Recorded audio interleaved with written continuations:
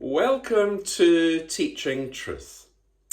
Amongst the sparkle and the spectacle of the opening ceremony of the 2014 Commonwealth Games in Glasgow, Britain's greatest Olympian shared a family moment to treasure. With the Queen's baton ceremony nearing its conclusion, Sir Chris Hoy accepted the baton from his great lion-hearted uncle, 97-year-old Carnoustie war veteran Andy Coogan. Andy, who Sir Chris described as his inspiration to become a sportsman, was a champion runner whose capture during World War II saw him subjected to slavery, starvation, and having to twice dig his own grave.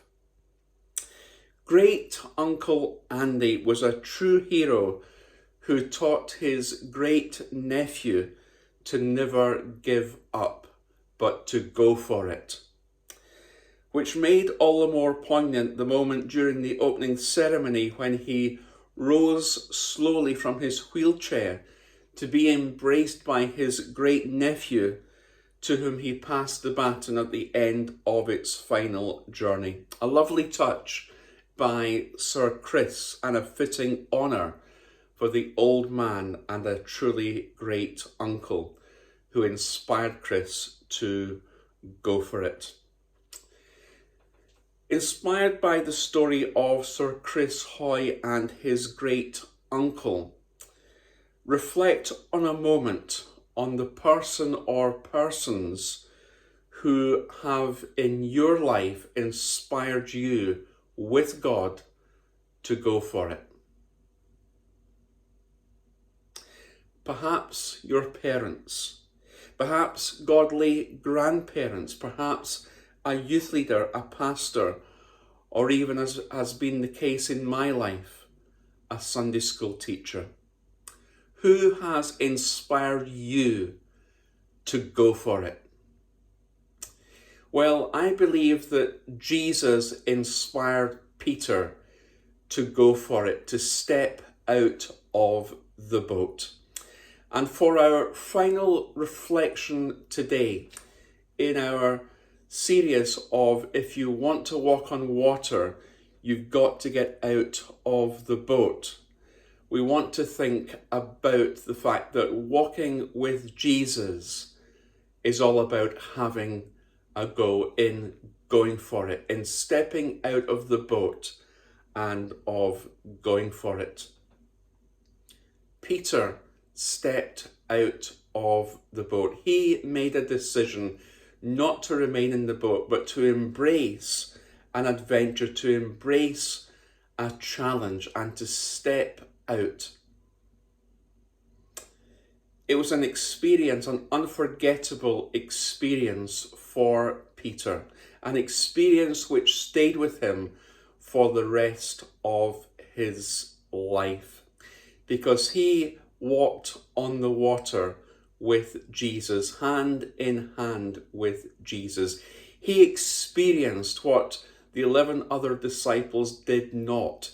He experienced the exhilaration of walking on water with Jesus.